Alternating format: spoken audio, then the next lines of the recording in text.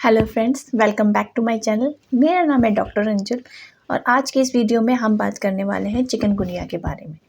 तो दोस्तों, जैसे जैसे मौसम बदल रहा है तो बहुत तरह के रोग अपने पैर पसार रहे हैं। उन्हीं में से एक है चिकनगुनिया, जो कि डेंगू की तरह मच्छरों के काटने से ही फैलता है। बुखार के साथ जब जॉइंट पेन होता है तो हम इसे मामूली बुखार समझकर ओवर द काउंटर जो भी मेडिसिन मिलती है वो लेकर खा लेते हैं और इसका नतीजा ये होता है ये बुखार घातक सिद्ध हो सकता है। जरा सी लापरवाही हमारी हेल्थ पे भारी पड़ सकती है। वीडियो बहुत ही इंफॉर्मेटिव होने के साथ साथ बहुत इम्पॉर्टेंट भी है आजकल के सीज़न को देखते हुए, तो अंत तक मेरे साथ ज़रूर बने रहें। और यदि मेरे चैनल पे नए हैं या मुझसे पहली बार मिल रहे हैं तो चैनल को सब्सक्राइब करना ना भूलें, साथ में बेल आइकन को भी हिट कर दें जिससे कि मेरे आने वाली वीडियोज़ की जानकारी आप तक तुरंत पहुँचे। तो आइए शुरू करते हैं ये वीडियो।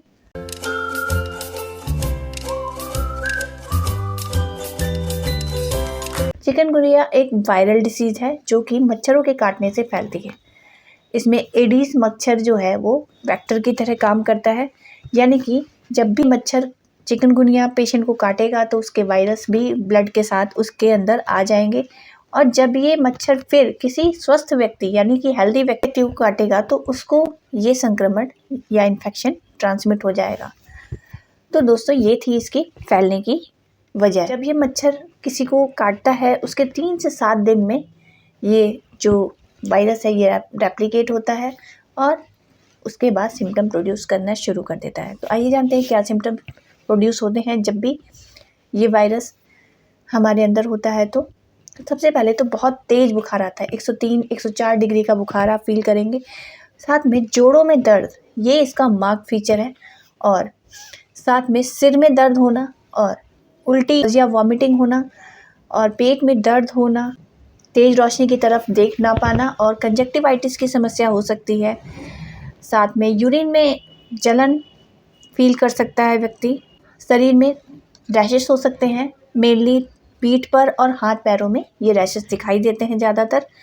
नाक से खून आने की समस्या हो सकती है या फिर भूख ना लगे पेशेंट को। मसल पेन्स भी देखे जाते हैं और साथ में बहुत ज़्यादा वीकनेस पेशेंट फील करने लगता है।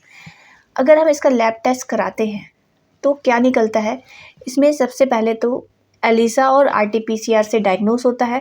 इसके साथ अगर हम और सीबीसी काउंट कराएं तो उसमें हम देखेंगे कि ल्यूकोपीनिया हो रहा है, प्लेटलेट काउंट तेज़ी से गिर रही हैं और levels of AST and C reactive protein हमें बढ़े हुए मिलते हैं। ये था हम इसे कैसे डायग्नोस कर सकते हैं। अब जानते हैं कि क्या कॉम्प्लिकेशंस आ सकती हैं अगर ये बिगड़ जाए तो। हालांकि इसकी कॉम्प्लिकेशन बहुत रेयर केसेस में होती हैं तो उन्हें भी जान लेना अच्छा है, जैसे कि आँखों की कोई बीमारी हो जाना या फिर मायोकार्डाइटिस, रीनल डिसीजेस होने का खतरा रहता है, हिपैटिक एंड न्यूरोलॉजिकल डिसऑर्डर्स भी होने की संभावनाएं रहती है। ये फीवर उन लोगों के लिए हाई अलार्मिंग स्टेट का काम करता है जिन्हें डायबिटीज़ या हाई ब्लड प्रेशर जैसी समस्याएं हैं, किडनी की समस्या है, तो उन लोगों को ज़्यादा सतर्क रहने की ज़रूरत है।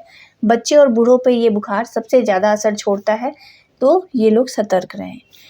अब आगे जानते हैं कि आप इससे बच कैसे सकते हैं। चिकनगुनिया से बचने का सीधा एक तरीका है कि आप अपने आप को मच्छरों से बचाएं। उसके लिए आप नेट यूज़ कर सकते हैं, फुल स्लीव्स क्लोथ पहन सकते हैं और जगह जगह पानी इकट्ठा ना होने दें अपने घर के आसपास। और खिड़कियों के पास आप तुलसी का पौधा लगा सकते हैं जिससे कि मच्छर आपके घर में कम आए। अगर डाइट की बात करें तो इस बुखार में सबसे बहुत ज़्यादा पानी का लॉस होता है, यानी कि पानी का स्तर हमारी बॉडी में गिर जाता है, तो पानी ज़्यादा से ज़्यादा पिएं। लिक्विड डाइट ज़्यादा प्रेफर करें, जैसे कि नारियल पानी, दही, दूध, छाछ, नारियल पानी, दाल का पानी, आप ये सब लिक्विड डाइट ज़्यादा से ज़्यादा लें।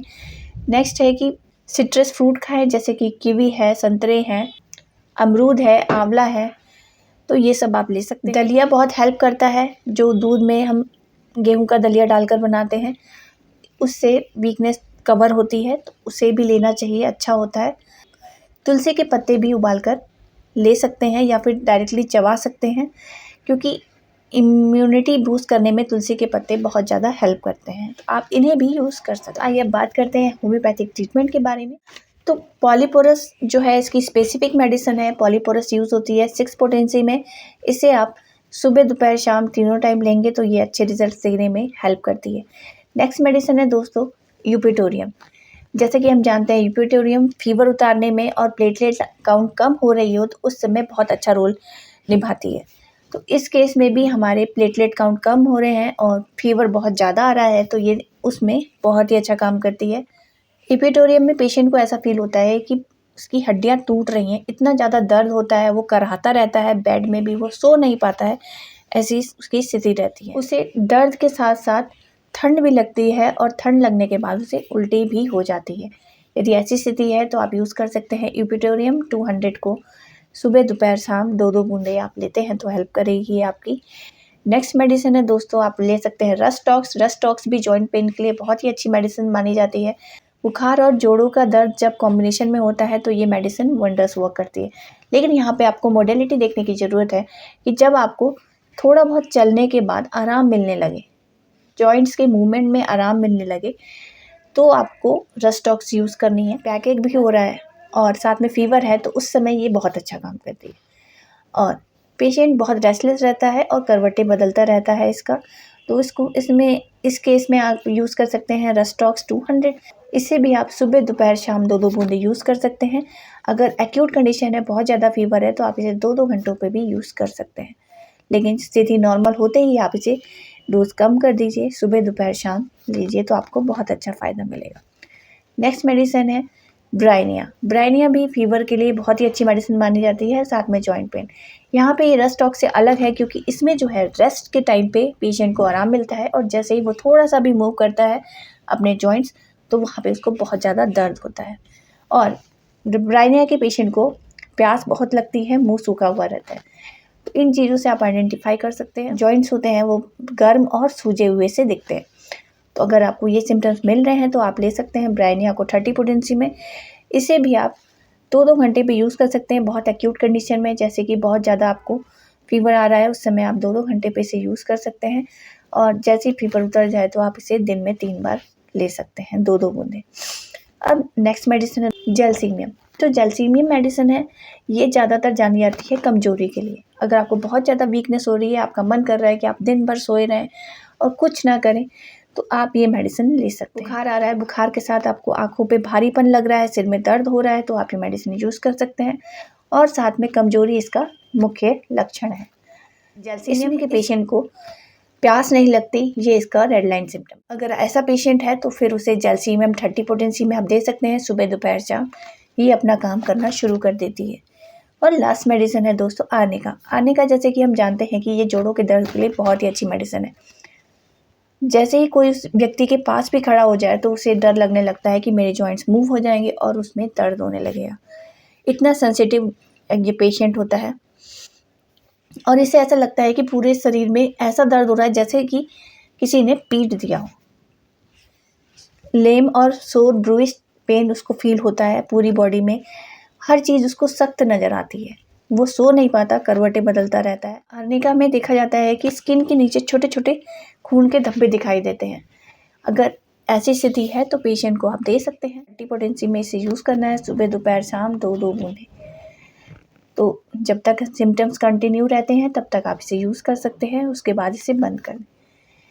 तो मैं ये वीडियो अपना यहीं पर कंक्लूड करती हूँ। इस वीडियो में मैंने मुख्य मेडिसिन ही कवर की हैं। यदि आप और ज़्यादा जानना चाहते हैं या फिर कंसल्टेशन लेना चाहते हैं तो आप स्क्रीन पे फ्लैश हो रहे नंबर पे व्हाट्सएप कर सकते हैं और अपना क्वेरी सॉल्व कर सकते हैं। आशा करती हूँ ये वीडियो आपके लिए यूज़फुल रहा होगा, तो आप इसे लाइक करें, ज़्यादा से ज़्यादा शेयर करेंगे फ्रेंड्स और फैमिली में, जिससे कि सभी लोग अवेयर हो सकें। चैनल पे नए हैं तो चैनल को सब्सक्राइब कर लेंगे। साथ में कोई क्वेरी हो तो कमेंट बॉक्स में पूछ सकते हैं। धन्यवाद।